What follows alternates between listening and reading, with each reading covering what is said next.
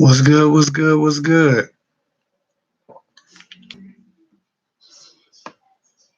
All right. Man, y'all already in here. Cool. Well, good evening, everyone. I'm gonna try to get to a lot more questions than I did the last time. I hope my moderator's in the building. Let me see. Look like she in the building. Okay.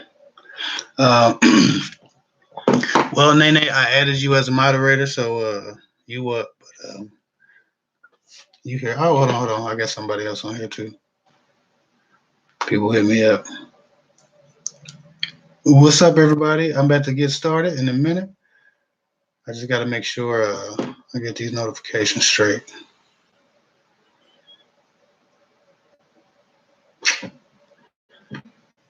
Not loading. Okay. Solid. Well, not going to beat your name down, but I appreciate you. Um, Hi, Michelle. Hi, Miss Kim. Hi, Linetra. Linetra.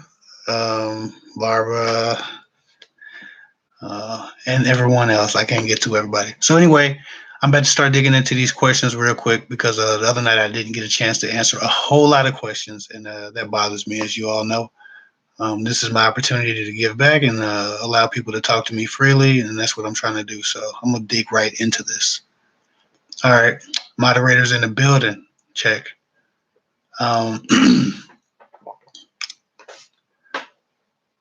yeah. Hello. Solid. Well, it doesn't look like anybody has questions right now. So what it do? Um, do I have anything coming up? I wanted to share. I will be starting. Wow. Okay, that was quick. Thank you, Rhonda Small, for the love. Let me see if you got a question. No question, just love. I appreciate your super chat. Thank you so much.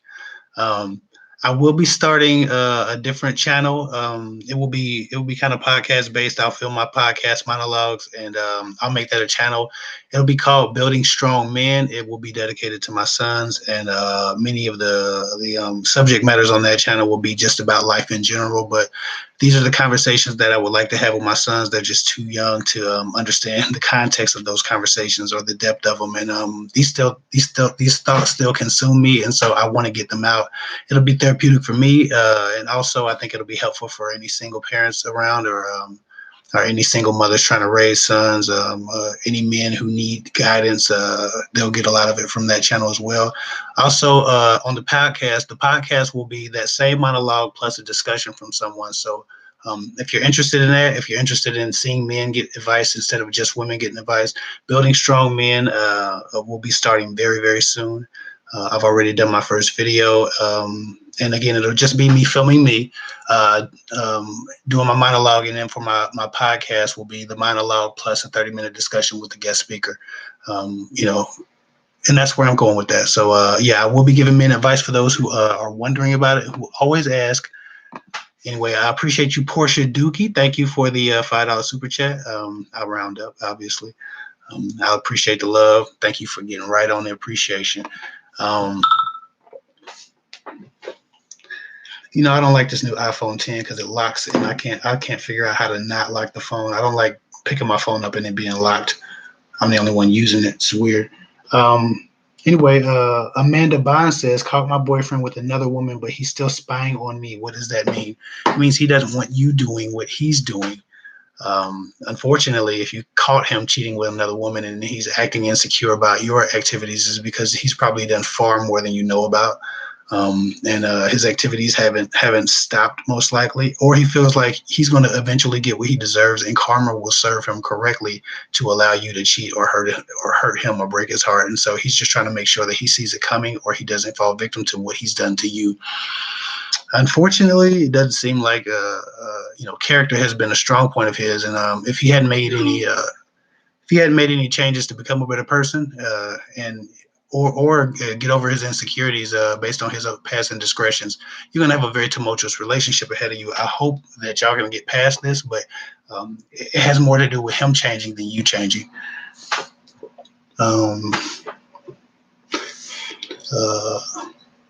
Lanshaya, I'm not gonna beat your name up, but you have a good question. She said, I have a question all the way from Shanghai, China. That's why I can't pronounce your name. No offense, love. She said, so I've been seeing a guy for 3 months now, and he hasn't said we're exclusive yet. So far, we're friends with benefits. So far, we're friends with benefits. Should I wait longer? It depends on. I see your super chat, Christian Mary. Thank you so much. I appreciate your $2 super chat. But Lanshaya, it will heavily depend on what your standards for time is. Like, how much time do you want to spend being friends with benefits? Unfortunately, you did things backwards in adding the benefits before he added the commitment. Had you added the commitment or made that a requirement of the relationship, you probably already had your commitment. Men will do whatever it takes to get in a woman's pants, whether that is to commit or just show up and give her enough lip service to lay her down. Unfortunately, you chose lip service.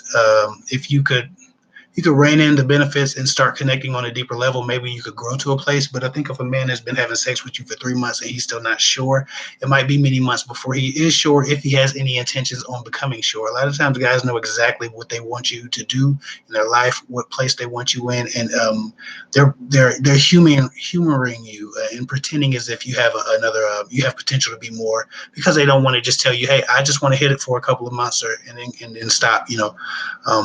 I'm not saying that that's what that gentleman is doing. I'm not accusing him. I'm just saying that it's always a good idea to get your commitment on the front end. That way, you don't have to worry about when the commitment's coming. But if a relationship had been the requirement for him to get in your pants, you probably would have had your commitment by now. So wait as long as you feel like waiting, whatever your standard is. I can't really tell you because I don't know the context of your relationship, and it would be irresponsible for me to try to imagine the rest of how he's treating you. Uh, Aria Moore, thank you so much for the super chat, the $2 super chat. Every dollar counts. Every dollar counts. So I appreciate you. Let me see. I'm making sure everything tight over here. Cool. Sarah Jane, what do you do when someone chooses drugs over you? Let their ass get high. There's nothing you can do. I'm very familiar with how addiction works. I spent many of my childhood years in AA meetings, learning about how adults cope with addiction. There's nothing you can do to stop a drug addict from being a drug addict. I would know. Many other people I know would know. It's not a thing that you can will for them. You can't clean someone up for them. You can't live life for them. You can't protect them from themselves. So if someone chooses drugs over you, they're choosing drugs over them. They're choosing drugs over their life. They're choosing drugs over their prosperity, over their whole like existence, over their God. So it's not a betrayal of you. It's just how drugs affect people. Unfortunately, they're no victim because most people are choosing to do the drug. You just have to let them go get high. You got to figure out something else to do. You don't want to watch that plane crash up close and personal. It's like watching a car crash. You can see it coming. You see it happening, but you can't really turn away from it. That's kind of how watching somebody on drugs can be. And it does so much more damage to the people around them than they even realize. And you don't want to be watching it up close. So sometimes it's best to just back away and pray for a person if they're on drugs and they're choosing drugs over you. But trust me, it's not just you. They're choosing drugs over them. It's a them issue. It has nothing to do with anyone but them. And they choose death over life, unfortunately, because that's what addiction does, and it's almost uncontrollable. So just move on, or continue your life. Don't stop your life for a drug addict. They're not stopping the drugs. Audrey Parkey said, Parkey, I'm sorry. She said, I went on a date last night, dinner play, and he hugged me to end the night. That's it. Okay, so I'm assuming, Andrea, Andrea. I'm assuming you wanted more than a hug, maybe a kiss. Some guys are just super respectful. They don't want to infringe on, a woman's comfort zones or trample her boundaries. And you don't know what kind of boundaries a woman has when you first meet her. If you just went on a first date with this guy and he didn't kiss you, you have no real reason to be holding that against him. I think that A lot of times movies lead us to believe that, oh, okay, everybody's kissing on the first date. Everybody's doing this and so on the first date. That's not the case. A lot of guys are old school. I don't know if I've ever kissed a girl I really liked on the first date because I was always concerned with trampling her securities, right? I didn't want to ever make a woman feel uncomfortable around me or feel like a savage, around a woman. So um, if I didn't care for a woman very much, I fogged up many windows on the first date with women I knew I really didn't have a future with, and we both were just experiencing a good night. And I wasn't laying these women down. I was just, I'd focus up the windows. I'd kiss a woman, make out sessions and things like that when I was younger. But that was usually when I didn't care, when I didn't have the inhibitions you build when you're really impressed with a person. When you really like a woman or you're enjoying her company and you're really impressed by her, you want her to be, you hope to be around her some more. You don't want to offend her in any way. You don't want to make her feel like you don't respect her boundaries in any way. Unfortunately, when guys like a woman, they oftentimes are too nice and too respectful, and it causes women to dislike them or to disregard them as either too friendly or too weak. And that's just not the case. I think that sometimes a guy just needs to get his nerves behind him and figure out what the boundaries are and figure out what he's welcome to do. And sometimes women don't make it obvious enough what a man's welcome to, and so then when he doesn't attempt something, it looks like, oh, he's soft, and that's just not the case. A man's respecting you. Give him that chance and opportunity to respect you without disregarding his masculinity because he's not trying to make a move on you. I remember I was on a date with a girl one time, and she literally said, oh my God, we were in the movies, you didn't even try to finger me. And I was just like, what the like, huh? Like, that's what, so everybody that takes you to the movies, that's what they do. It was the oddest experience. It was just weird, right? And so me being respectful, it caught me off guard a lot, and I made a lot of assumptions about how she handles movies or if she watches movies at all when she's in the theater from that point.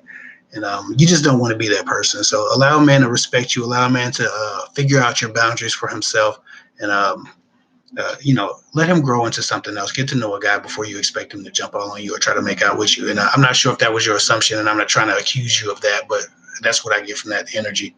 Because I've been asked by women on first dates or after first dates, well, you didn't try to make out with me. And it's like, well, I had a little bit more respect for you than I had for some women.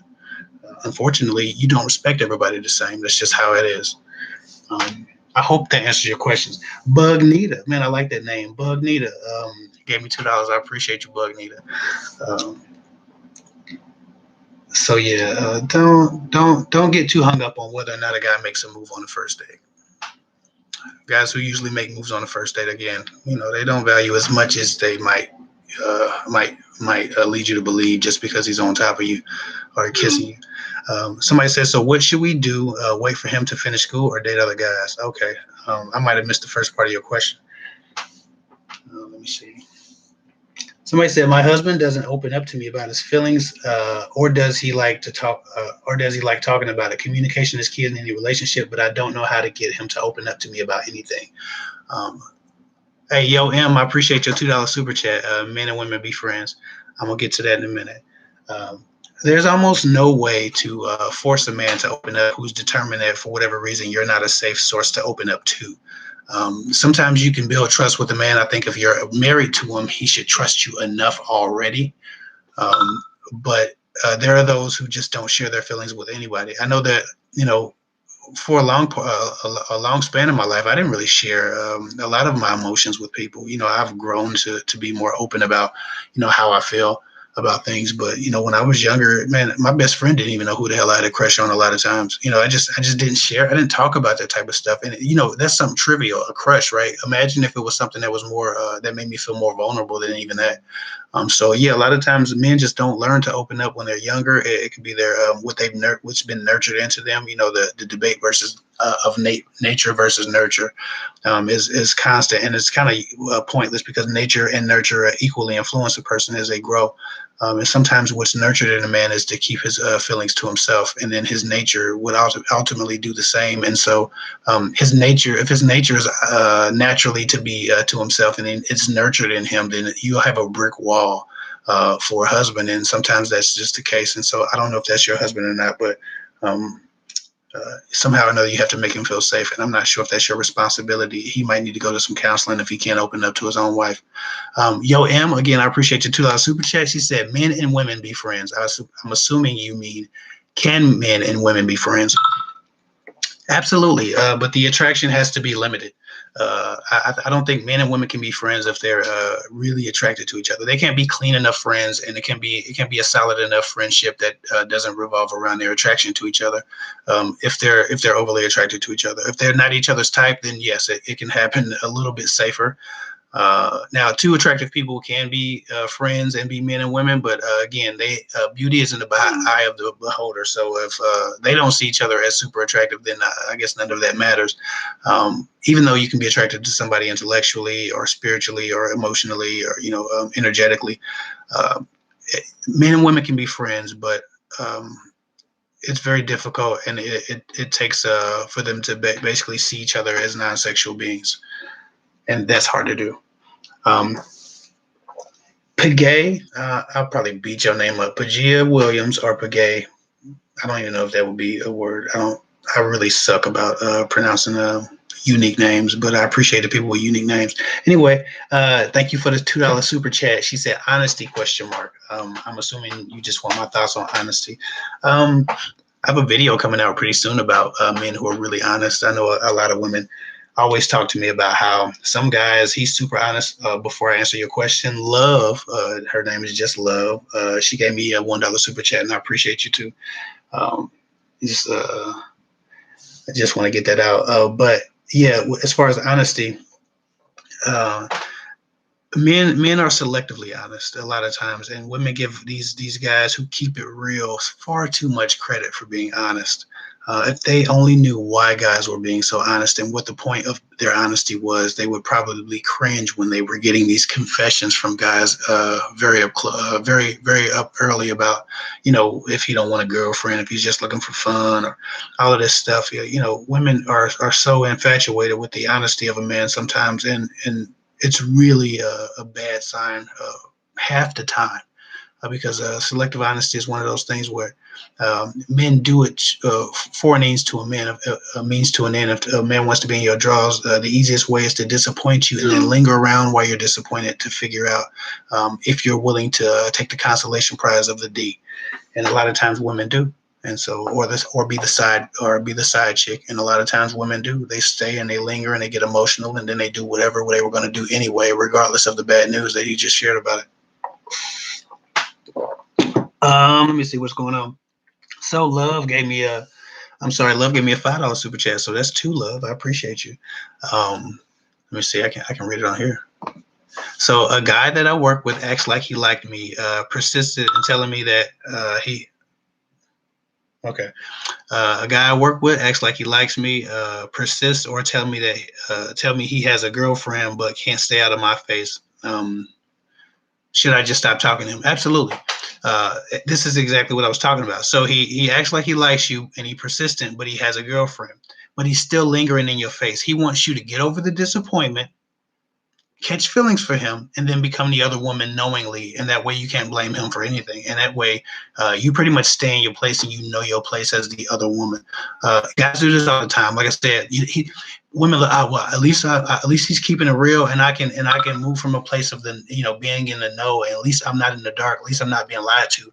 Trust me, there are worse things than being lied to, and especially if you get manipulated by a guy like this who's setting you up for the consolation prize, knowing that you'll take it because you like him.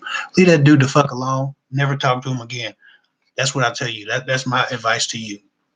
And trust me, if you do that, it'll save you a lot more than $5. You get your money's worth out of that. Broken Jade, how you doing, Broken Jade? I ain't talked to you in a minute, but you always show love. I appreciate you. She said, "Hey Kev, I hope you're well. I know you pretty much speak to women on your channel, but do you ever get guys asking you for advice?" That's a very good question. I actually do get guys asking me for advice. There are a few guys who are always in the comment section. I always go back and forth with them, and sometimes it's just not advice, but it's just agreement. It's just like, "Hey, big bro, you good, bro. I appreciate what you're doing." Or, "Hey, you a good man, fam. You remind me of myself, man. Thank you for representing us good guys." A dude I know, like, it's a Johan guy that's always in my comment section. He shows a lot of love, and sometimes he disagrees with me, sometimes he doesn't, but he seems to be a solid individual. He appreciates my message. Big J King is always in the comment section. I'm sure a lot of y'all talk to him.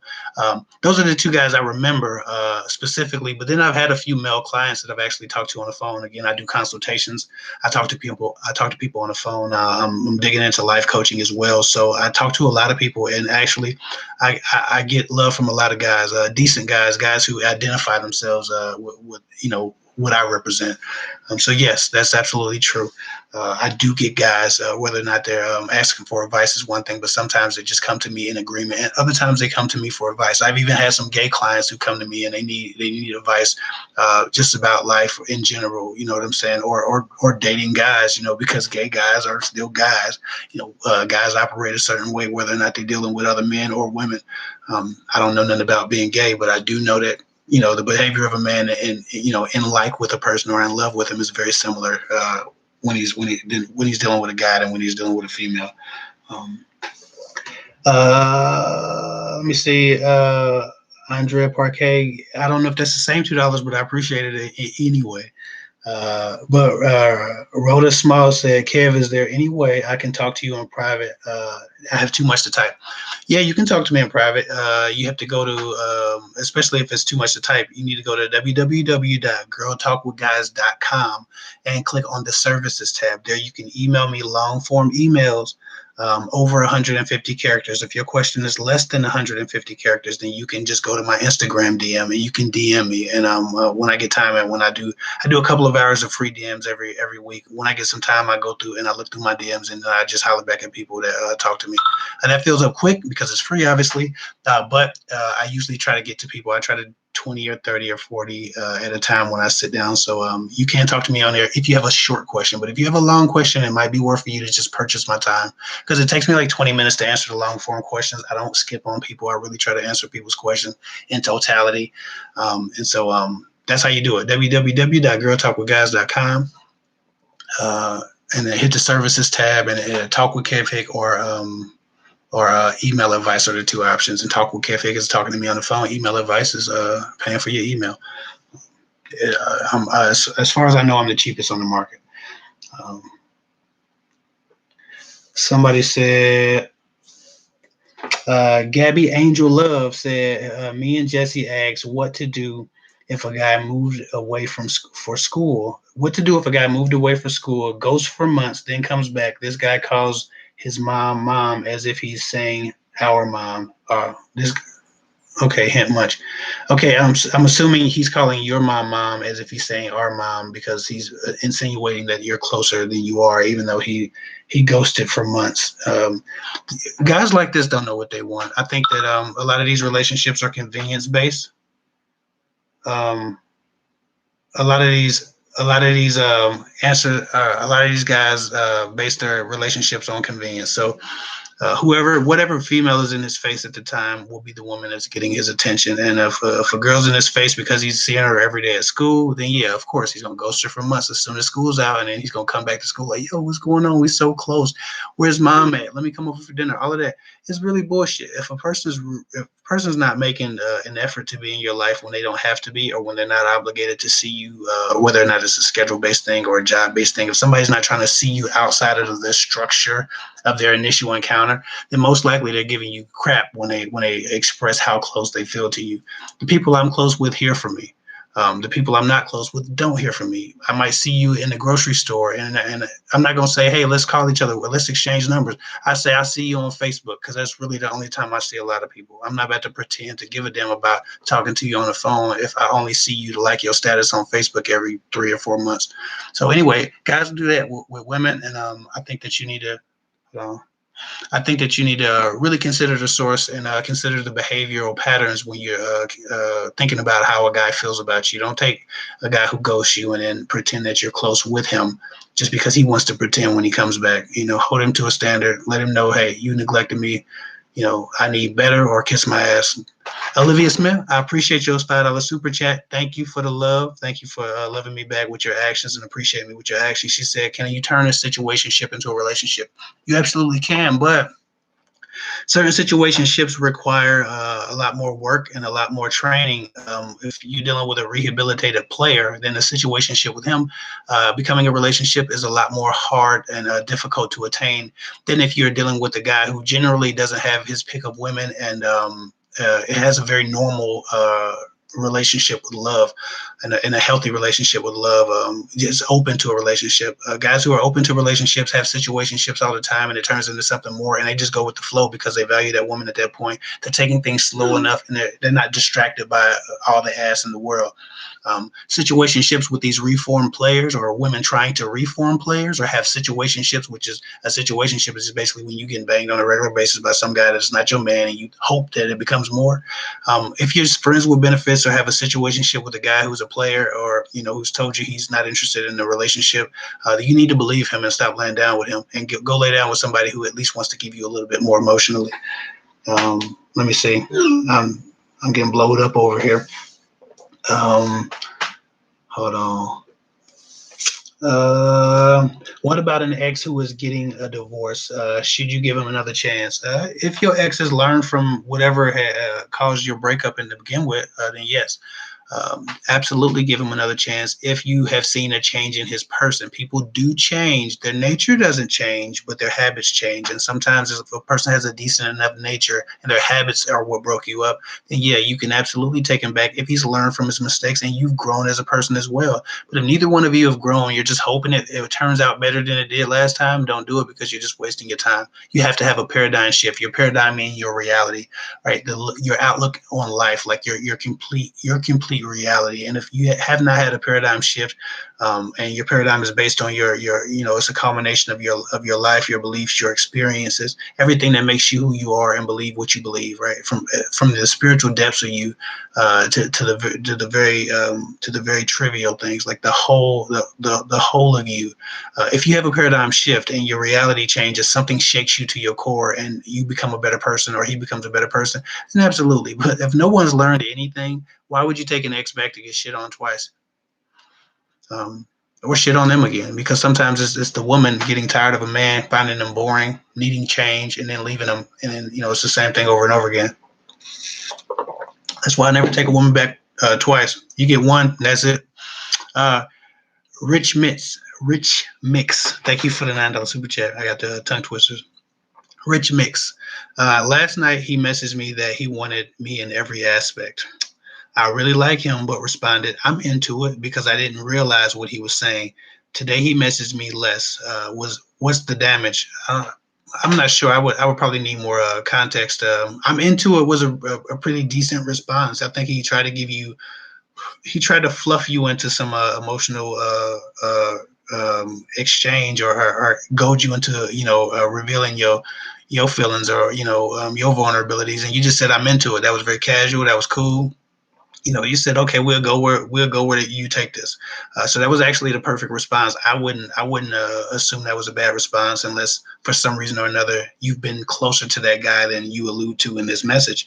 If he's been with you for 2 years and you're like, yeah, I'm into it. But if you're chasing a relationship with him and y'all kind of both in that same ambiguous space where you really don't know what you mean to each other, I'm into it as a perfect response. And it leads the responsibility to grow the relationship or at least pursue more or do more on him with your assistance. And so now that was a perfect response. I don't think you damaged anything. I don't know why he messaged you less today. It could just be he could be just busy. I wouldn't create a thing out of that today. If he's consistently messaging you less, then that's when you worry.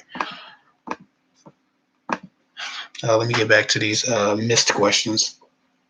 There are many. Let me see. Somebody said, Sexy Chocolate Black 28. That's what's up. I like your name. Sexy Chocolate Black 28. Sexy Cocoa Black 28. I don't know why I see cocoa and say chocolate. This shit's not even spelled the same, but we always know what it is. Anyway, I met this guy 3 days ago, last Monday. We talked every day, and it seemed like we both really like each other. I'm assuming that's what you were saying. We had a disagreement on yesterday. He hung up in my face, and he never called back. Well, that was yesterday. How would you know he never called back? It was yesterday. he haven't called you back today. But if a gentleman's first response to adversity is to hang up on you, then that tells me that he probably doesn't handle disappointment well. And so even if he does call you back, how long can it last if he's that volatile that he can't handle bad news or handle disagreement without hanging up? That turns into a man who storms out of the room every time you piss him off. That turns into a man who disappears for days at a time if you've been in a relationship. That turns into a husband who starts talking to other women just because you had an argument. So his processing of the disappointment is very alarming, and you've only known him for a few days, so you haven't lost anything. Leave his ass the fuck alone, because he clearly is not mature enough emotionally to handle dating anybody who's not going to kiss his ass. I don't think I've hung up on a person in years. I'm not sure if I've ever hung up on anybody who wasn't a bill collector. I mean, there might be somebody who I hung up on. I don't think I've ever done that. I think you really have to be a fragile individual to have to exit the conversation so bad that you can't come to an understanding. So he's a little boy. You're looking for a man. Leave him alone. Let his ass go. Yeah, it's been 3 days. You didn't lose nothing. We getting to these questions today. Look, I'm proud of me. Look here, I ain't wasting a whole lot of time today. I'm talking fast. I got energy. This is all right. Miss Prototype 7. Miss Prototype 7. Shout out to Miss Prototype 7. She says, what about an ex who is getting a divorce? Should I give him another chance? Damn it, I already read that one. See, my bad. I'm kissing my own ass, and I done made a mistake. And I read the question twice. I just want to make sure I get everybody that my moderator sends me.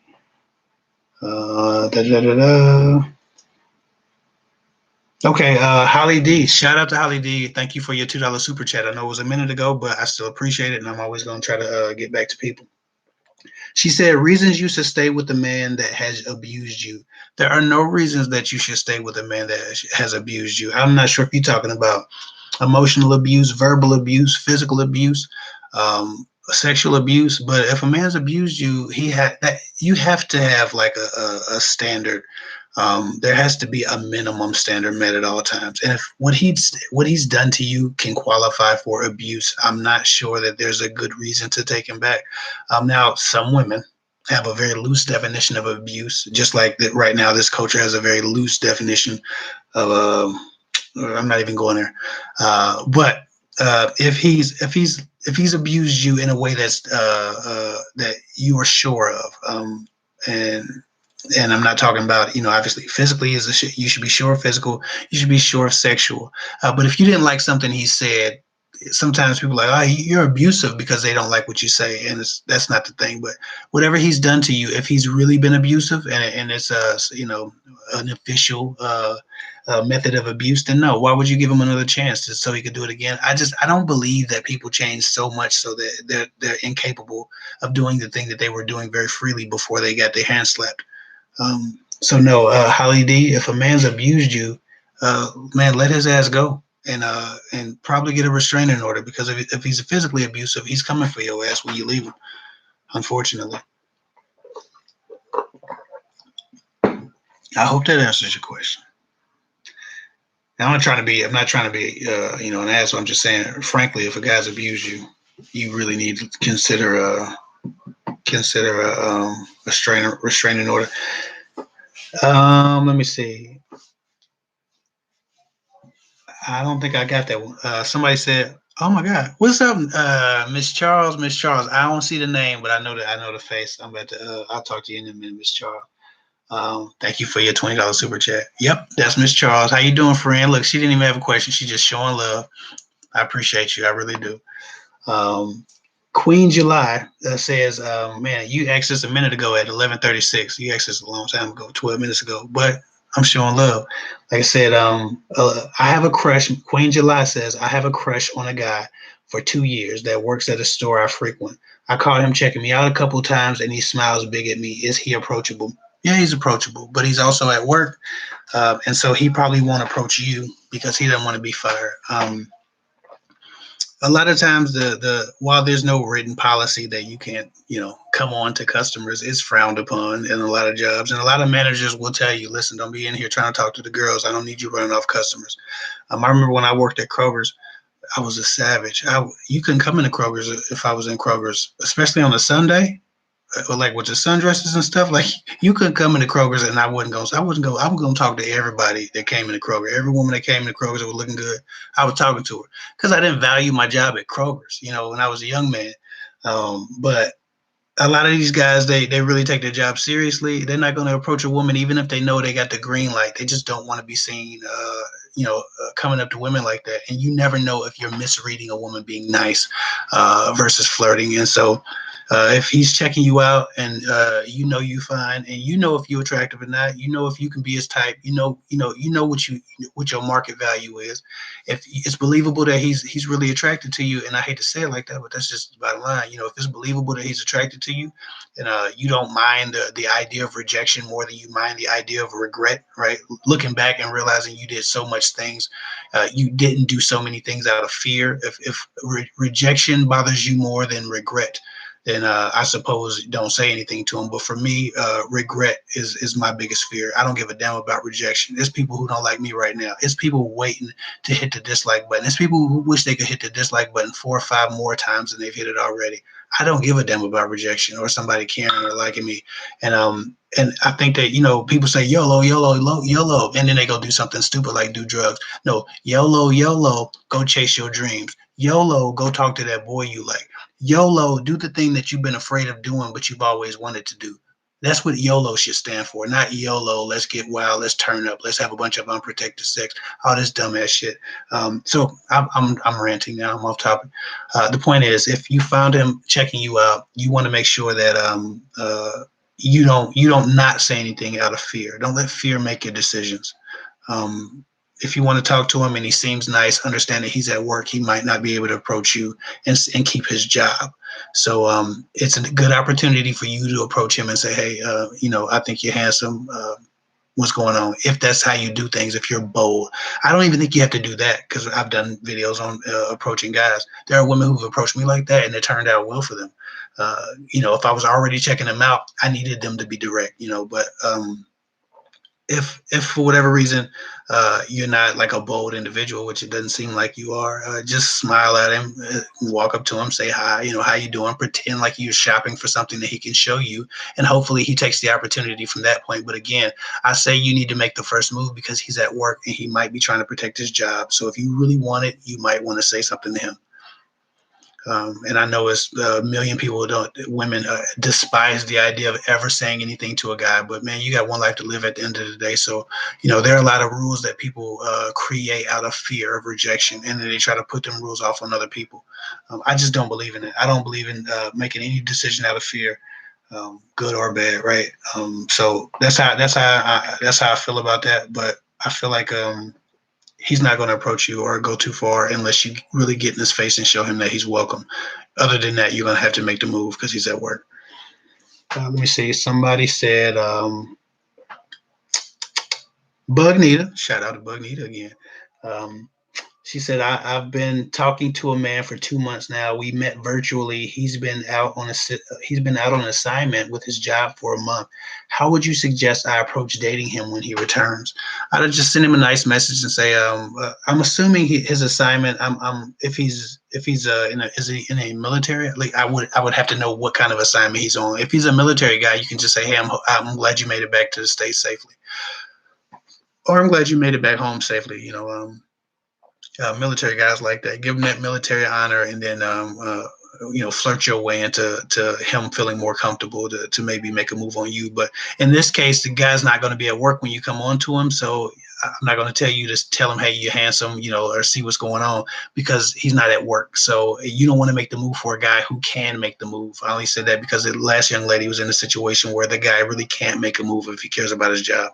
I just didn't give a damn about my job, so I didn't care. We were having a contest, and I was going to win no matter what, by any means necessary. But this gentleman is going to be at home. He's going to be a free man, or whatever. He's not going to be confined by any rules. So when he comes home, if for whatever reason is a military guy, just say, hey, I'm glad you made it home safely. Thank you for your service, and flirt your way into him coming on to you. Or just say, hey, how's it going? Like anything that you do to reach out is going to show enough interest for him to feel comfortable. You don't have to do anything special. You don't have to have a script. You just show love, and the guy's going to try to extend that conversation or that interaction if he's into you. If he just says, "Hey, thanks, I appreciate it," and that's it, then he don't want you. He ain't good. But a lot of times, a guy, if he's interested, he'll make a way to extend the interaction or the conversation so that you know you're welcome, and then maybe he'll ask for your number or ask you out, and that's the most you can hope for. But you don't want to kiss his ass, ask him out, flirt with him, or do too much that you've done all the work by the time you end up on the date with him, because then it just makes him the prize, and then we know what that dynamic does in the long run. It just makes booty calls. NY Bombay, I appreciate you, NY Bombay, for your question. She said, "I just turned 40. Do men my age want younger women?" Yeah, there will always be men who want younger women. That's just the bottom line. I don't think you're ever going to get around that. It's going against nature to assume that a man uh, will not at least be inwardly attracted to the physicality of a younger woman. That's not to say that an older man or a man that's in middle age isn't going to appreciate the women his age. It's just to say that, listen, young women are just fine, but there are a lot of middle-aged women that are just fine. I spoke to a 65-year-old woman today that gets hounded everywhere she goes, and people think she's middle-aged when she's up in age. And so men will like what they like. They men feel around the world with their eyes, and so whatever their eyes focus on is that's what they like. We like what we like. So yes, some men do care or pursue younger women. Those guys are around. We all know about them, but that's not to say that most men will do that, because most men, when they have a conversation with a younger woman, start feeling really old. It's amazing how old you can feel when you're in the company of an immature person, emotionally, or with their life experience, the things that they've been through. They're not cultured. There are a lot of things that a younger woman just can't offer an older woman unless she's a special person. If she's like a prodigy of sorts. So with that said, don't focus so much on the guys who might like younger women. Focus on being your best, offering your best, presenting your best, and you'll find a guy who appreciates you. But 40 is not the time to panic. It's just not. And there are as many younger men who like a 40-year-old woman than there are 40-year-old men who want a younger woman. I don't think women understand how beautiful they get in age. Some women get so distinguished, and I don't know if distinguished is a proper word, but I know that's what they say that about men who are getting handsome in age. They see a little gray by his ears or something. They're like, "Oh, he's getting distinguished. He's handsome." Women don't understand that. Women feel that a lot of guys feel the same way when they see an older woman. When they see a mature woman, she's middle aged. She they think they look weathered when they really look ripe. Like I don't think women really get that guys have the same affection for them as they age gracefully as women do for guys. To a degree, there's a limit there, obviously. But yeah, there are just as many young guys who like older women, so I wouldn't worry about that too much. And there are many 40-year-old men who like 40-year-old women. So that's not really a thing. That's not the time to panic. BYNC Dating Stories, thank you so much for your super chat. She said you missed me earlier, but it's all good. I missed your question. Well, hit me on Instagram. I always talk to you anyway. I always try to make sure I see you. If I see you on Instagram, I always get with you anyway. But anyway, y'all shout out all the Christians in the house. BYNC Dating Stories. If y'all want Christian advice where she don't cuss like I cuss, y'all can go over there and support her channel. Listen, I'm doing my thing. I'm gonna say things how I like to say it. I'm speaking the language I speak. Everybody won't be saved in a pew. That's just how I feel. And so, for those of you who really need it the Christian way, cool. Y'all go over there and y'all support her, and then y'all come back to me when you got your earplugs ready. But I don't cuss too much. I don't think I even do that bad. Some of y'all be tripping, man. Don't count my sins, count yours. And I ain't hating. And shout out to Jesus. Shout out to all the Christian folk. And I suppose if I had to pick a religion that I identify with, it'd be Christian. But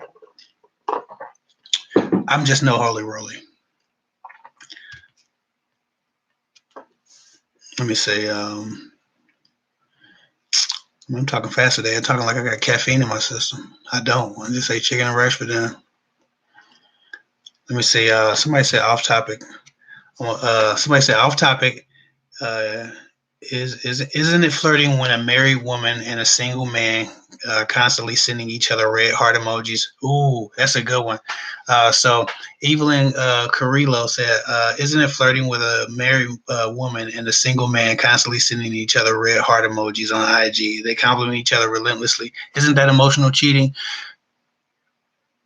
It's definitely leaning toward that. I don't think it's emotional cheating because a crush and emotional cheating are different. Emotional cheating is when a man is really falling for another woman and he's holding himself back from her.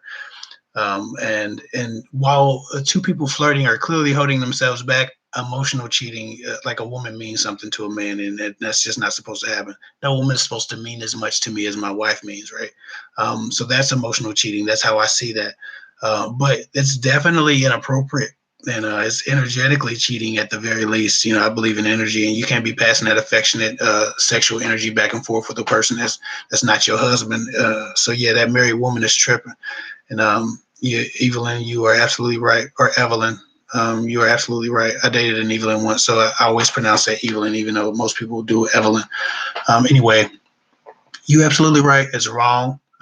It shouldn't happen, but I don't think it's quite emotional cheating until they start, taking it off of Instagram and calling each other and sneaking text messages and stuff. Miss Charles, and I say Miss Charles because I always butcher the first name, so I just say Miss Charles. I appreciate you, and I hope you don't mind that. She says, "Show my friend some love. People, he works hard and takes his time to do this." Oh yeah, listen, she's showing me love. I do work hard and I do take my personal time. This time comes from my wife. This time comes from my sons. And so, like I said, a lot of people, man, they feel entitled. They feel like, well, why don't you answer every question for free? Like I said, why would you be entitled to the time I'm supposed to give my sons or provide something for them? Like, I've made peace with the fact that I can't be the nicest person in the world and I can't save everybody. I really hate that I can't help everybody, but man, I've made peace with it. My first responsibility is to my kids, and so I appreciate people like Miss Charles. I appreciate people like Rich Mix and all of the other people who send super chats or just pay for my time when they have a very very very long question, or seek consultations instead of trying to go back and forth in Instagram for weeks at a time, because no one's really entitled to your time but you know what I'm saying. And a lot of times people think YouTubers are stuck up or or anything like that because they don't because they don't respond, and you don't realize that that person has been contacted 100 times that day and they just might have missed it. So try not to go too hard on these YouTubers. Sometimes they just don't see your comment, and then other times they see it but they really don't have time to sit down and give you an adequate response. I'd rather give somebody a real response than just a heart emoji or a thumbs up when they needed context and they needed real help. You know what I'm saying? Um, that's just how I feel about that. But like I said, I appreciate everybody who actually actively supports Miss Charles. Always does that. She's one of my first active supporters. I think she's like my first Patreon. Like she's always been there, so I appreciate her. Um, Let me see. Rich Mix. Shout out to Miss Rich Mix. She said, tips on helping a man feel more confident and secure when I am getting a lot of social validation while on a date, or should I drop him? So you're saying you want a man to feel more confident and secure because he's giving you too much validation on a date, and it's probably getting on your damn nerves. It seems like he's kissing your ass. I would assume. I think that's the context in which you're speaking. Um, I'm not sure there's any way to make him secure outside of to match him. Clearly, when a guy's giving you a lot of validation, when we're on a date, like verbal validation, he compliments you over and over and over, and he's telling you how beautiful you, and to the extent that you're just irritated. The only thing that could possibly calm him down is for you to return the compliment, and maybe he sees that, okay, you're on an equal playing field. But I think a guy that's so in his head or so nervous about a date that he's doing that is probably too far gone in that moment. But that's not to say that you should drop him. Again, women always hold on, time out. Shout out Crystal Marie. Crystal Marie gave me a $2 super chat. I appreciate you. But yeah, a lot of times women to see a guy, doing that. He's trying to validate. He's trying to qualify himself to her, or he's trying to over validate her, and it's the first date, and he's just acting like a kiss ass, and they're like, oh my god, I can't deal with this. He ain't got no balls, or I need to drop him or something like that. And I understand where women are coming from that perspective, but you have to give a guy, and women and men have to go through this too. You have to give a person, a guy or girl, you have to give a person time to adjust to whatever greatness they see in you. If a person sees greatness in you, or they're attracted to you, or for whatever reason you are their taste, times 10, they are like, you are their exact type, and they have a response or a reaction that causes them to over validate you, and seek your validation. You have to kind of let them calm down. A lot of times people really do calm down. People don't stay that high forever. You don't, like, I don't know a woman who started a relationship with a guy who kissed her ass, who ended a relationship with a guy who kissed her ass. You know what I'm saying? After the relationship ends, people start kissing butt again, but men and women both calm down once they get used to a person. And the only exception to that is when somebody's being strung along and they're getting just enough validation to keep chasing a person for years. But two people in a healthy relationship will ultimately calm down. And so I wouldn't drop a guy because he's giving you too much validation on a date. I think that you just give him a couple of days or a couple chances to really calm himself down, or just tell him, hey man, you poured it on too thick last time. Chill. I'm here. If I'm with you on a date, what the hell going on? Good gracious. See, this what my phone did this all day. I don't even know what the hell going on. I'm at the good gracious. Oh, that's what happened. So check it out. I'm watching it as it happens. Somebody, damn. Oh, good gracious. Man. Like y'all hear the vibration sound every 5 minutes. So yeah, don't drop him. Give him another opportunity. Just let him know, hey man, you poured it on too thick. Listen, I'm with you on a date. I'm enjoying myself. Don't worry so much about complimenting me. Let's just get to know each other. Give a guy a warning if he's decent and you think he's respectful and he's deserving. If you think he's an asshole, then you drop him. But you drop him for that, not because he was too nice to you. That's actually counterintuitive. Women do it all the time. But it doesn't make any sense, because then they pick up a guy who doesn't treat them like anything, and they stay with him for years and they get done wrong. Anyway, so I hope that helps you, Rich Mix. Somebody is deleting all of their Instagram things, so I don't know if this is the case, but a lot of times I'll get a bunch of dings like that on Instagram, and it'll be someone who left a message, and if I don't respond to it in time, they say, well, okay, he's ignoring me. Or they say, he didn't cover out his subscribers. So you see the messages come up, and then you see a mass delete. Then they delete every single message that they sent, because they're like, F him. And I hate that people think that just because I haven't responded to their messages, I don't care. I absolutely care, but it's just not enough for me to go around. And again, the line for free emails is infinite. I have 100 of those at any given time, all the time. The line for paid emails, short. There's no wait for paid emails. Most people don't like to pay for anything. And I understand it. People don't have it. So Sensible Socialite, I know you dropped this a couple minutes ago, but she got me $2. She said, enjoying the live chat. I appreciate you, Sensible Socialite. You always showing love. You always around. You always watching. You loyal, and I appreciate you. Let me make sure I didn't got so confused, because I was listening to my phone for questions that I missed, and then the Instagram thing just happened, and so I don't know what questions were sent to me or not. Let me look in here for a minute. And maybe I don't know why my voice is so raspy. It sounds like I might be losing my voice. Tomorrow I might wake up and have to shut the hell up the whole day, and that won't be too bad. That won't be so bad. Sometimes you need quiet. I got some water. My wife gave me a straw this time, so I don't be sipping the water all funny looking. My words, not hers. Vanity Lepre. She says, someone that has liked me for many years, that I never gave him a fair chance. Recently I did, and I feel we rushed things, and now I'm scared, so I blocked him because I don't want to get hurt. Your thoughts? I think it's always a bit ill-advised to just block somebody because you got scared and they don't know what they did. Women talk so much about why guys ghosting, and guys are horrible. They ghost. They always ghosting, but women do the same thing. And in this situation, unfortunately, I think blocking him was a lot. If you've had some fears because y'all rush things, that's a conversation. That's not a disappearing act.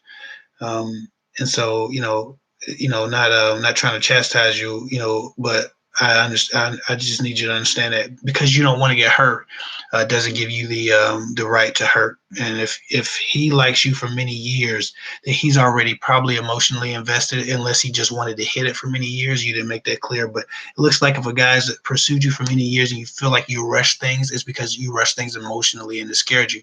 If you rush things emotionally, and you got scared and you blocked him, he's probably a lot more hurt than you are trying to avoid being.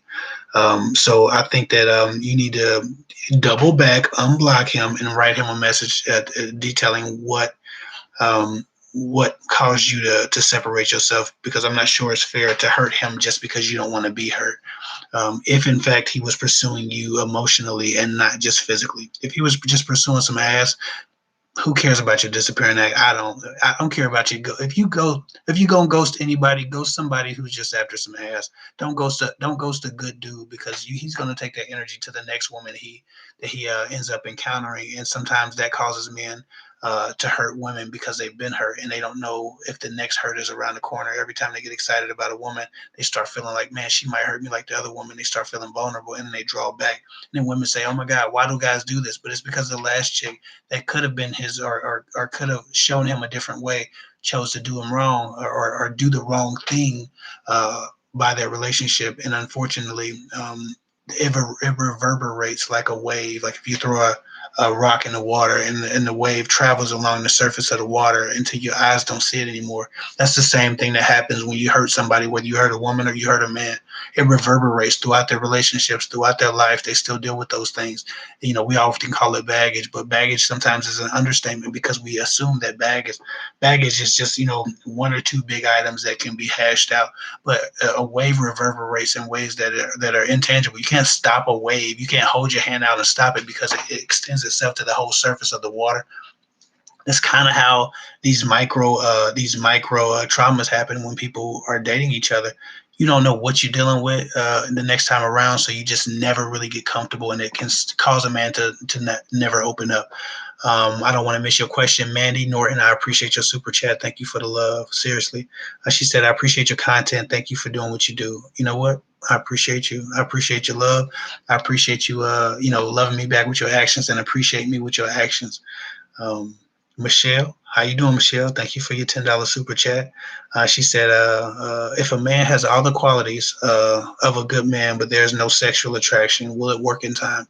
I'm not going to tell you to settle if there's no sexual attraction, but I've known women to say that until they get the D, and then all of a sudden they're attracted. So you just have to figure that out. And I don't know how to figure that out, because I'm not going to tell you to have sex with him to find it out, right? But I'm just telling you from experience. I can tell you that many, many, many of my clients have told me, oh my God, he's such a good guy, but I don't really like him, because they have an idea about that guy sexually. And they haven't really entertained sexual thoughts about him. But when they feel his energy sexually, and when the clothes come off, the dude do his thing, all of a sudden it's the best they ever had. They can't believe they wasted all these years. How to keep him from running away, how to get him back. They done chased him away. So I'm not going to tell you to lay down with a man to find that out, but I'm just telling you that sometimes what a woman doesn't feel in the beginning doesn't always it doesn't always indicate whether or not she can feel it in the future. So, I can't tell you to do it or don't do it. I'm just telling you, those who have done it, sometimes there are times where they realize they were very wrong, and they become madly in love with a person and very sexually attracted to them after they get the D.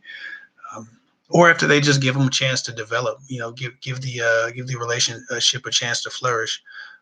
But everybody wants sparks up front. Everybody wants to be like all into a guy or have a crush. They want to date their crush, and women get so hung up on how much of a spark there is in the beginning, and that's literally the first 15 minutes of a movie. That's like going to the movie, and if the previews aren't good, skipping the damn movie. And no one would do that in their right mind, but women do that in dating all the time. That's how they process whether or not a guy has potentials. It's like, oh, the preview of this movie is weak, so I'm just not going to watch any movie. The preview of these other movies are weak, so I'm just not going to watch the movie. And it's counterintuitive. But I understand. You like what you like, so you're free to make that decision. But I'm telling you, women have regretted that after finally getting a D. Katharina Chin. She said, and I probably killed your last name, Chan. I beat it up probably. But she said, I've been watching your videos recently, and they've been helped me. They have helped me see my mess. So thanks. I appreciate you, and thank you so much for watching my videos. Like I said, the easiest way that you can appreciate me outside of a super chat like Katharina, or like Michelle, and I appreciate y'all. But like I said, the last live, the easiest way that you can appreciate me or show love to me is just to share my videos. If you share my videos, you've loved me back. You've super chatted me. You've done all of these things that people do when they love me with their actions or when they appreciate me with their actions. You don't have to do that, but when people share my videos, it pulls my views up. It pulls my subscriptions up. Everything goes up. All of my metrics go up when people share my videos. When people don't share my videos, all of my views go down. They be on the ground. And then I'd be thinking, man, should I be even doing this? No one wants to spend 8 hours filming and editing and 8 hours writing, filming, and editing video for nobody to watch it. And so, YouTubers go through a lot of trouble to get this content out, and people consume it. It takes you 7 minutes to watch it, or 9 minutes to watch it. It takes me 8 hours to produce this stuff sometimes. It's a lot of thought that I put into a lot of this stuff, and I'm not just talking about me, just YouTubers in general. It's not as quick as a job as you just turn the camera on. You know what I'm saying? So whoever your favorite YouTuber is, share their videos. That's the least you can do. If you really appreciate them. If you don't appreciate them, don't share it. But if you love the videos, you love the message, and it helped you, why not share that and help somebody else with it? Like I said, it creates the motivation for them to keep going when they realize they've seen success with the video. Scottisha Mitchell, I appreciate your $10 super chat. Thank you so much. She said, hey, Kev, I'm having dinner with a husband and wife after church tomorrow, another preacher. Is that weird? Am I just after friendship, but could they have ulterior motives? I'm having dinner with a husband and wife after church, another preacher.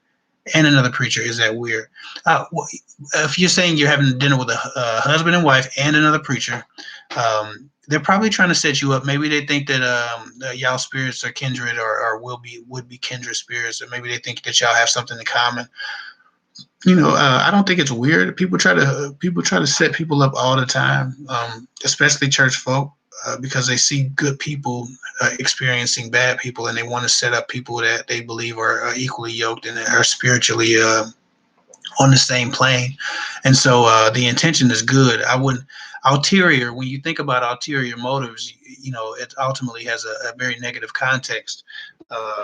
I got to turn my damn sound back on just in case my moderator sends me some stuff, because I'm not hearing the things anymore because the YouTube bomb, the Instagram bombed me.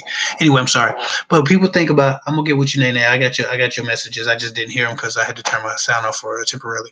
But people think of ulterior motives as inherently negative, and they're not always negative. Sometimes people just care about you and they want to see you happy and whole and in a healthy relationship.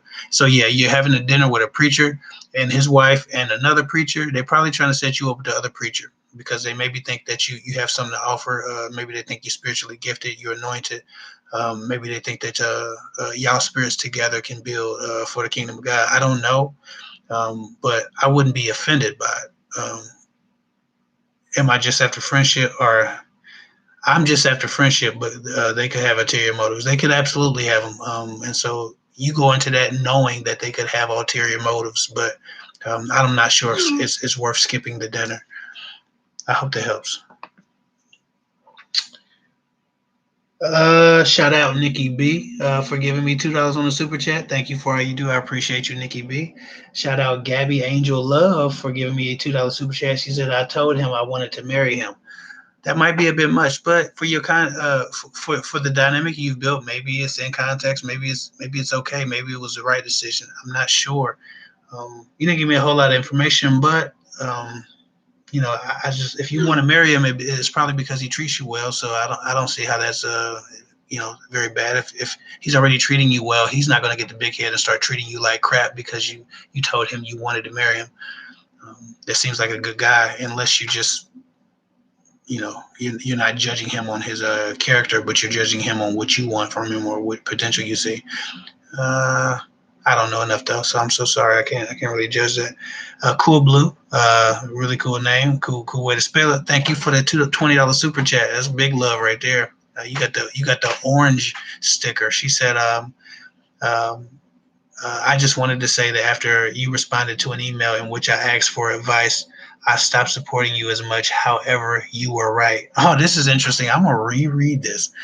She said, I just wanted to say that after you responded to an email in which I asked you for advice, I stopped supporting you as much. However, you were right. I just didn't want to hear what you had to say. Thanks for the tough kindness.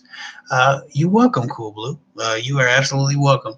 For those of you who don't know, I take a very different approach when I answer emails than I do when I'm creating videos, and so the people are often shocked at the level of honesty and just sometimes blunt force trauma that I can exact on people who for whatever reason at the time I feel needed a certain way. I try to tailor my message for the tone of the person who writes me. So if I read an email and I feel like a person needs it the hard way, then I'll give it to them. I'll give it to them in the most blunt, most hard way I can give it to them, or I should give it to them. I really try to feel energetically what people need, and I give them that version of the truth.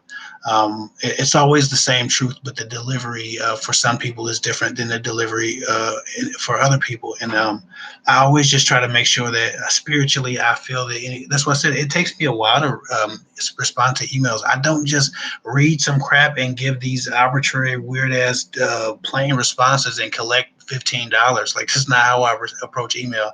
I feel like, and again, I'm no holy roly, but I feel like God or the universe or whatever you believe in, insert deity here. I feel like I'm supposed to be doing this for people. I feel like when people come to me, it's because God wants me to do something for them. God wants to use me to help these people. And so however I feel like I need to get the message to them, I give them that message that way. I tailor the message for the ear. And sometimes I know I'm going to piss somebody off with my response. I know it. But like spiritually, I've measured that.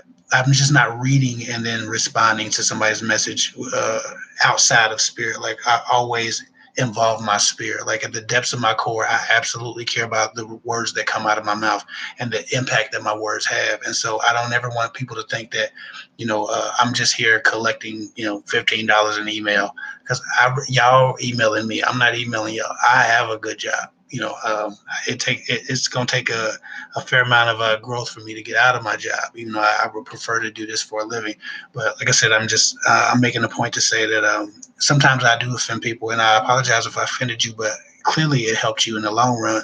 A lot of people don't like hearing the thing that they've been avoiding. You're hoping sometimes when people write me, they're hoping that I say the thing that will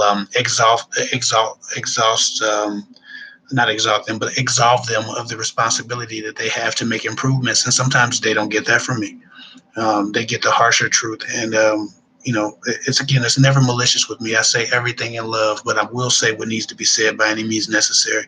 I would much rather people hate me for who I am than love me for who I'm not. And I'm not an ass kisser, and I'm not Bubbles. You know what I'm saying? Like, I say things nicely because you have to market your message, and I'm a nice person. So sometimes on my YouTube videos, it seems like, oh man, he's really nice. He's really, really, really nice, and I am a really, really nice person.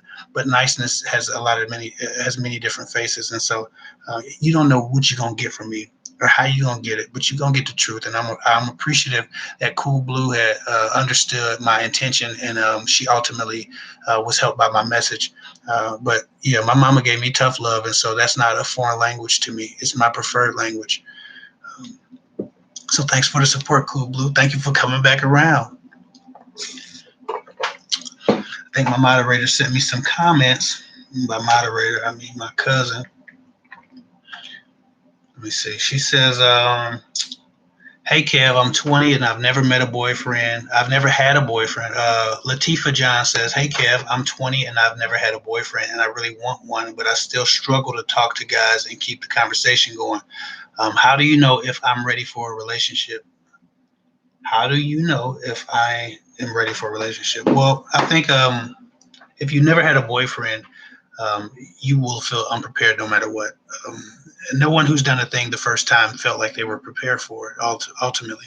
And so don't worry about if you're ready for a relationship. Worry about if you're a good person, if the content of your character is solid, right? If you have integrity, right? If you have morals, values, and principles. If you have morals, values, principles, integrity, and character, then you are ready for a relationship. If you're a solid person, if you're not treacherous, right? If you don't fold, if you're not a person, I keep saying fold. I'm watching too many Nipsey Hussle funeral videos, but it's a valid point. Man, that was a solid brother. We lost a good one. But if you're a good person and you have something to offer someone at your core, at the core of who you are, then you don't have to worry about if you're ready for a relationship. You need to learn about how to be in a relationship, how to compromise your time, how to compromise your wants, your needs, how to compromise the things that you prefer over the things that they prefer, right? How to meet somebody in the middle. You need to learn how to also treat yourself in a relationship. The relationship that you have with yourself will evolve as you enter a relationship, because you have to get to know yourself as a part of this team now, instead of just as a person who works for themselves and lives for themselves and does everything with them in mind, right?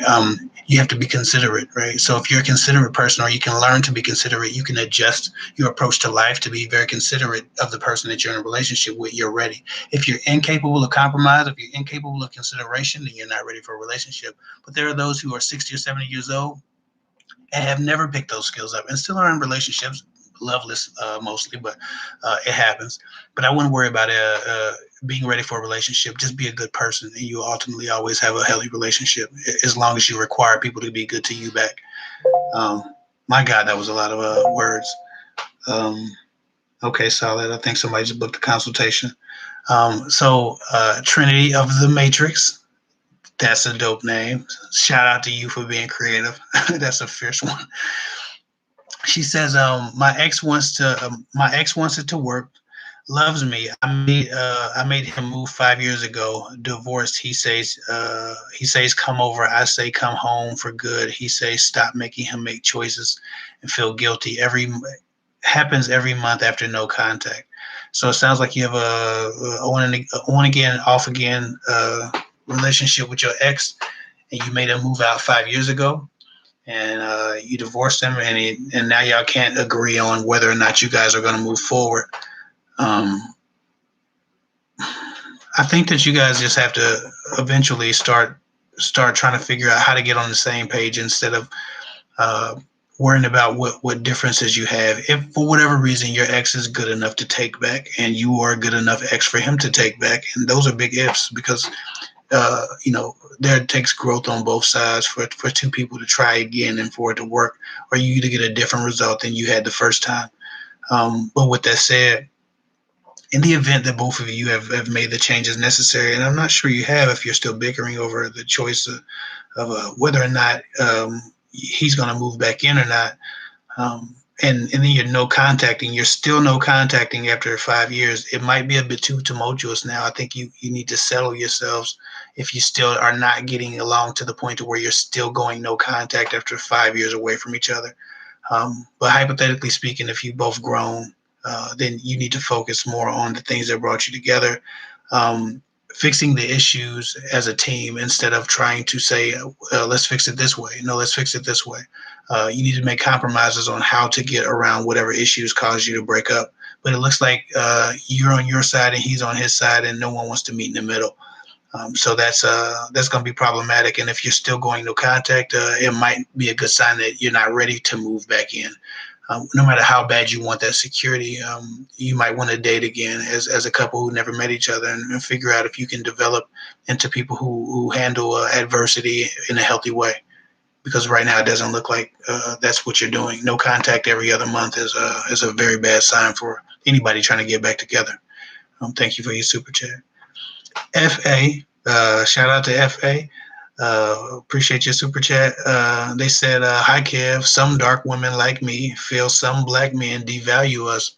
How do we remain optimistic about dating brothers? I date other races because of this. The guilt, hurt, and sadness I feel because of this is real. That's a real deep one. A lot of women who are dark skinned feel that way, but I can tell you from experience, a lot of women who are light skinned feel devalued. Colorism is a big part of our culture, and it's a big issue, and it doesn't just affect dark people. I just learned recently that because my wife is mixed or light skinned, that I'm not allowed to be pro black. I'm one of the strongest forces I know. I'm one of the strongest spirits I know. Like I'm a warrior. Like, why wouldn't you want me on your team? Because my wife is light. Apparently, so they devalue my wife, and then my kids are light skinned because my wife is light skinned. So now my kids aren't black enough, or my kids aren't real men. So I'm saying all that to say, yes, some dark women feel like some black men devalue them, but you got to understand that you definitely aren't the only ones feeling devalued. Colorism affects everybody in the race. I've been called light skinned, and it's insinuated that light skinned guys be crazy. Light skinned guys sometimes be soft. I'm not light enough to be called soft, but they do think I'm crazy. Sometimes light skinned dudes be emotional. It's a lot of assumptions about a person based on their color, and it's because we've been trained to hate each other and hate ourselves. Since we got to this country, we've been trained to separate. You have some in the house, you have some in the field. You had some with status, you had some free, you had some slaves. You had some with money, you had some that were poor. Like the separation, it never ends. You had some that were accepted and some that were not, and it was always intentfully done to make sure that we could not come together and unify to have a big enough revolution to make change. And it's the same to this day. So when you say some dark women like you feel like some black dudes devalue you, you have to understand that people like what they like, and there are some black dudes who devalue you. But trust me, if you're black in this country, somebody's devaluing your ass. Those same black dudes that don't like dark women are niggers to the people that they trying to chase around. You know what I'm saying? Like, hell, I get called nigger every time I jump on live, and now they're gonna demonetize my video because I've said the word twice.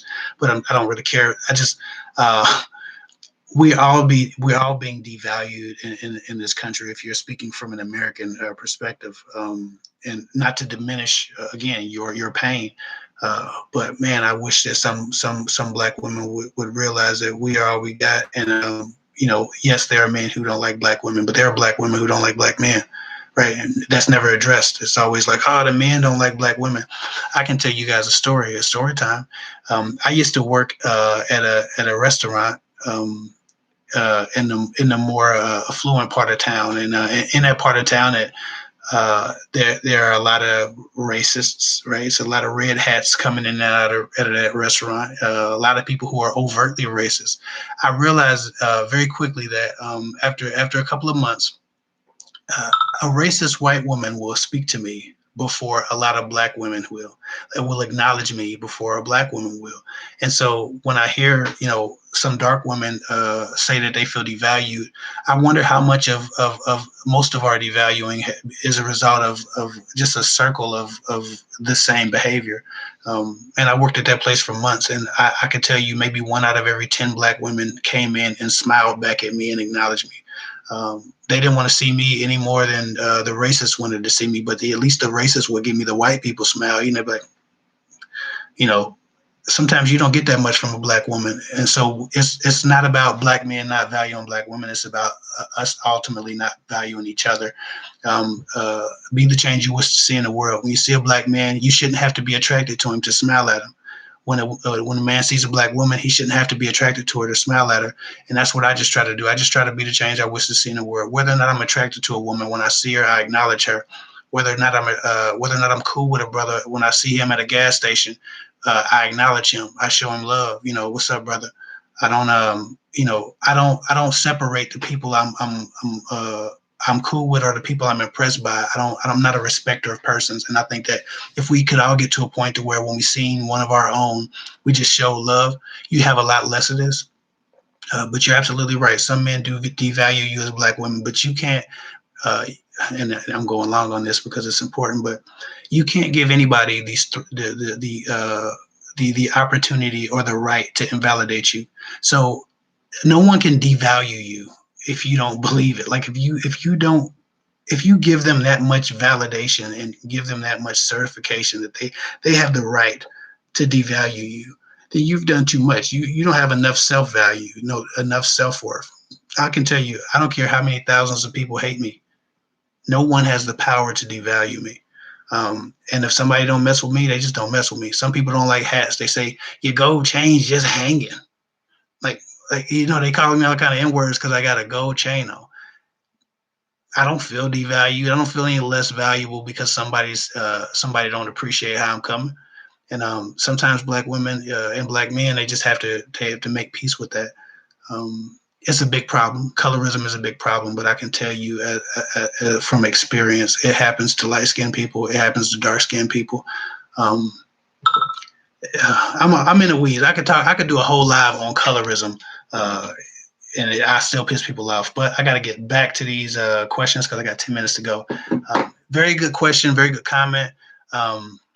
Maybe I got to figure out. I think on my podcast, I'll probably talk about colorism. So if you want to listen to that, wait for the Building Strong Men channel. It will be coming out very soon. I'll probably have a colorism podcast and video about that. But yes, a lot of hurt, sadness, and guilt. But trust me, all people of color in this country are feeling it from a different place, and many of the same places. So sorry about your experience, but it's not as black and white as men not liking dark women. And my wife's not light skinned because I don't like dark women. Somebody say, you hate your mother. You must hate your mother because my wife is mixed. Like, you get your goofy ass out of my conversation. Anyway, I want to remind people about the website, www.girltalkwithguys.com. Again, that's www.girltalkwithguys.com. Go to services if you want to email me and get a guaranteed response. Otherwise, you may or may not get an answer because I have so many dozens or hundreds of emails to respond to on a given day. Also, if you, for whatever reason, can't get to me, this is a big one. So everybody listen to this one. If you, for whatever reason, can't get to me, there's a website. There's a thing called Relationship Hero. I'm gonna put the link in my after this video renders. I'll put a link in my description box. But Relationship Hero is a place where you can go and get 24-hour, 7 days a week relationship counseling. They have over 100 relationship counselors. And so some of you can't get to me because it's not enough me to go around. Relationship Hero is a place where you can use my link and you can go into Relationship Hero and you can actually find buy or purchase relationship counseling in smaller fragments than I offer even. And you can get the help you need, even if for whatever reason you just got out of a date and it's 3 a.m. and you can't email me and expect to hear from me in 2 days. You can go into like a Relationship Hero and get somebody who's qualified to give you some perspective. So I just wanted to let you guys know that I will be announcing that here in a video pretty soon, but I just wanted to give you a heads up for coming to my live.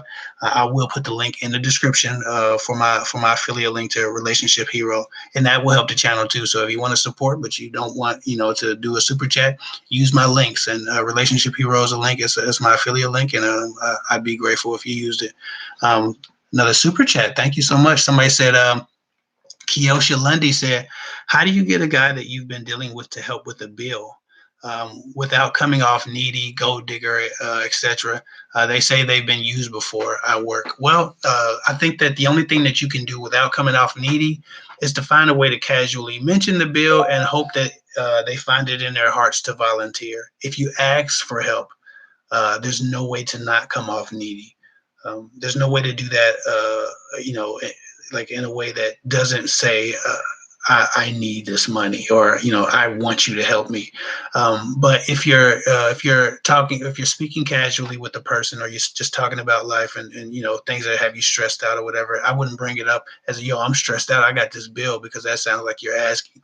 But if you find a smooth enough way, which I can't really tell you how because I don't know the context of the conversations y'all having, you find a smooth enough way to mention that you have a ridiculous bill that you might just have to go with the lights off, or I don't know what the bill is. If you can insert it in conversation smooth enough, if he feels like he wants to be the guy who solves your problems, he'll volunteer. But if he says he's been used before, he might just have to let you figure that out yourself. And so you really, it's hard to do that with a guy who's been used for money before, because again, women do bad things too, and a lot of women use guys for money. And once a guy gets used for money, he becomes a savage with his money. He becomes very tightwad with his money. And then women were like, why guys are so cheap? Well, no, guys get tricked off, and then they just get tired. They get tired of tricking off their paychecks, just like women get tired of having sex and not getting anything from it. So we just have to all try to treat each other better. But casually mention it. Hopefully, he'll look out. But and that's a big hope, because he sounds like he already on top of that, and he's not trusting. Let me see. Because send me some more questions. Somebody, Nikki B said, she sent me a super chat earlier. I hope you didn't send this too long ago. She said, do men talk to their friends about the women they really like, or protect the situation and keep it to themselves? They do both. It depends on the man. I didn't talk about the women I really liked. I try to keep it to myself unless I got caught liking somebody, and like, and it wasn't like, oh, you like a girl. It wasn't that. It was just that I didn't want to have to hash out my feelings or emotions every time I was around a girl and my friend seen her, and it was like, man, yeah, she didn't talk to you that much today. Like, I didn't want to deal with that. So I just would pretend I wasn't in none of the girls that, I was in a given situation with. And that way I never had to worry about my friend trying to judge the situation for me. Like, yeah, she talking to that dude over here. You like her, don't you? I didn't want to do that. So for me, I've never been the type to share those types of things, but there are many men who just have casual conversations with their friends and be, yeah, man, she's so fine. And it becomes really casual. When you don't like a girl, you can speak about her, but when you really like a girl, you start holding your feelings in. And so sometimes a guy might know, his friends might know, because he liked you a little less, but he was fond of you. And then when he started getting really fond of you, he should kind of clamp down. So to answer your question, yeah, guys do talk about the women they liked with their friends. But some keep it to themselves. That's a personality trait. Make sure I got. Somebody says, Kev, hi Kev, I'm at work doing the overnight thing. Question: I have been sleeping with this guy. I find him to get on my nerves, but he's a really nice guy. Is it bad for me to feel this way? No, you are entitled to feel however you feel about whoever you are spending time with. I'm not sure what you want to come of the relationship, but if for whatever reason you're just enjoying the casual sexual part of the relationship and he's catching feelings and he's getting on your nerves and there's no future, then you might want to stop having sex with him for his sake emotionally. But if you're very, very comfortable with where the relationship is going mutually, then I guess do what you got to do, to enjoy yourself. But at the same time, no, it's you never owe anybody your emotions. You never owe anybody your life. And so when it's time to go, it's time to go. Don't feel like you got to stick around. Don't feel bad because you don't like somebody. You can't force yourself to like somebody. My whole point is just to make sure you vet people properly, because sometimes you don't vet them properly and then you dismiss them as not qualified or not good enough, and then you just end up regretting your decision later. So my advice to women is to properly vet the guys that you date, regardless of damn, I go to shine. Look at that. Regardless of whether or not you feel a intense spark at first, give people a proper chance, a proper once over before you dismiss them. I am no real. Jay, I appreciate your super chat. She said, "Is it game if I ask a guy if he has a girlfriend and his response is yes, but you just don't know it yet?" Okay, so is it game if I ask a guy if he has a girlfriend, his response is yes, but you just don't know it yet? He's been pursuing lately, by the way. I don't think that's game. I mean, I guess it is. I suppose people would call that game. But he's quick on his feet and he's just a good flirt, or a decent flirt. Some women aren't impressed by that comment at all. So I guess it just depends on what you think is game. But if you mean game as if he's playing games, if he's trying to be slick and he's about to do something against you, or he's being disingenuous, or he's trying to use you in some way. No, there's no way to tell by a guy's first flirtatious comment if he's going to be a scoundrel or not. So you just have to judge his actions, his consistent actions, or his patterns, whatever you like to call it. But no, it's not necessarily game because he flirted with you. Let me see.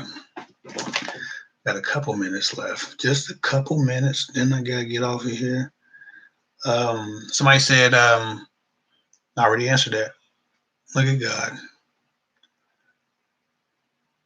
Oh, okay. So this is a new one. I didn't see this one. I'm glad I seen this one. Crystal Marie 3 says, Do you also help with questions about family issues? I have a very rough relationship with my mother. I just met her 4 years ago, and she's been very abusive mentally and physically. I actually do. I'm getting into life coaching. I should be a certified life coach here very, very, very soon. And so, yes, but I've been doing some life coaching for many of my clients for quite a while now. I have a few, not a few, I have very many life coach clients. So people who just trust my perspective have been trusting me with those types of questions for a long time. So yes, to answer your question, I do help with questions about family issues. Relationships are my only passion. I'm pretty much passionate about everything. Anybody who knows me will tell you, I don't care what the subject is. If it's about life, I'm pretty passionate about it. My channel could have been about anything. And everything I do, I want to affect the masses in a good way. I want to bring about positive change, and I want my voice to go about, bringing healing, right? And that's my point. I want to bring healing to people, and I want to prevent damage and destruction. And for me, spiritually, that's my goal, and that's why I care so much about the words that come out of my mouth and what I say to people. And so, to answer your question, yes, I do help people with other things. You can contact me about that at the same email, www.girltalkwithguys.com. Services. I think I am losing my voice. I need to gargle the water. God. So anyway, yes, I help people with all type of stuff. Let me see. Melissa Ann Ermy, I appreciate you. She said, I just wanted to drop in and say, I think you rock. Your wife and kids are lucky. You're the reason why my relationship remains strong. It would seem that I'm definitely dating a shy guy. Well, I'm glad to know that I've helped you. I'm glad to know that I've been a positive influence and I've had a good impact on your relationship. I hear those things all the time, and it's always nice because those are the reasons why I do what I do. I want to bring about positive change, right? Live a prolific life, right? Bringing many fruit, right? Bearing many fruit, as they say. That's what prolific means, bearing many fruits. Um, I just want to make sure I'm producing while I'm here, and if I'm producing results through the lives of others by just helping them make better decisions or nurture better relationships and have healthier relationships, where they don't look back on their years dating, for the years that they were influenced by me and say I put up with shit, or I was abused, or I was fearful in this point in my life, or I took a lot of damage. I just want people to know that they don't have to take shit, and you are the master of your destiny. And so I just want to bring that responsibility back to people, and sometimes it works. Somebody says Jubilee, I'm not gonna beat your last name up, Jubilee, but she says, Kev, I can't super chat, it's not available in my country. It's cool, you don't have to super chat me to get a question answered. I'm not on here money grubbing, I'm just trying to give back because people don't get to touch me enough. She said, question: you deserve better. This is an impossible love. I wish you the best. What does he mean? What should I do? He's trying to tell you that he doesn't have anything. I'm going to read it again just for people to understand. She says, a guy told her, you deserve better. This is an impossible love. I wish you the best. That's what she was told. She said, what does he mean and what should I do? He means he has nothing to offer you. He means he cannot be the man you need. He means he doesn't love you enough to try, or he doesn't like you enough to try. He means he's not interested in moving forward. What you should do is move on. Separate yourself. Spend some time alone if necessary. Mourn the loss. But decide to move on. Decide to move forward, and decide to go find someone who doesn't believe loving you or love with you is impossible. who doesn't believe you deserve better than they can offer. He say you deserve better because he's not willing to give you better. What he's telling you is he's not going to be faithful to you. He's not going to be loyal to you. You have to allow people to leave who are asking to leave or who deserve to be put out. And whether or not he's asking to leave or deserves to be put out, I think both of those are true. But you don't want to hold on to people or keep people who don't want to be kept. You're not trying to chain him like a dog. You can't put a leash on love. And sometimes you don't want to put a rabid dog on a leash. He'll just bite you, right? And so, a lot of dogs turn on their owners, and in this case, he's telling you that he has the propensity or the capability of doing so. He's not going to offer you a good life experience. Believe him, take his word for it, and never talk to him again. Because right now he's an emotional threat to you. You're too emotionally involved. If you're asking me about him, you care a lot about him. It's not a good idea to keep in contact with somebody who's that dangerous for you emotionally, who has that much influence, because you'll take the consolation prize of a bad relationship over nothing. And that's not a good thing. So just leave him alone. Never talk to him again. Stay away from him. I think I got to get up over here. I gotta start clean. We gotta clean the house. We gotta do some cleaning. It's getting pretty late. I gotta clean the house before I get in trouble. I got some chores to do. So anyway, listen. I appreciate everybody that came to see me on Super Chat. I appreciate everybody, man, and I appreciate I say everybody came to see me on Super Chat. Y'all know I'm sleepy. I appreciate everybody that came to see me in this live session, and I appreciate everybody who gave me a super chat. I appreciate the people who just ask questions, the people who stay engaged, and the people who are patient with me when I miss the questions. Y'all have a wonderful night. I'm gonna try to end this live, and while I still got energy to wash some dishes, y'all be cool. Solid. End.